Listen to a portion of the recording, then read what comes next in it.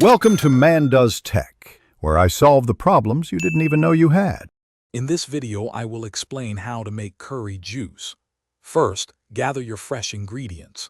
You'll need about a 2-inch piece of fresh turmeric, a 1-inch piece of ginger, and 1 cup of coconut milk. Also, have 1 cup of water ready. Make sure you have a good blender and a fine mesh strainer on hand for the next steps. Now, let's get blending. Carefully place your fresh turmeric and ginger into your blender. Next, pour in the 1 cup of coconut milk and the 1 cup of water. Secure the lid tightly and blend on high speed for about 2 minutes. You want a really smooth consistency, so ensure there are no large chunks remaining. Once blended, it's time to strain.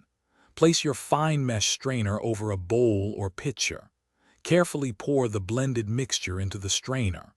Use the back of a spoon or a spatula to press down firmly on the pulp, extracting as much liquid as possible.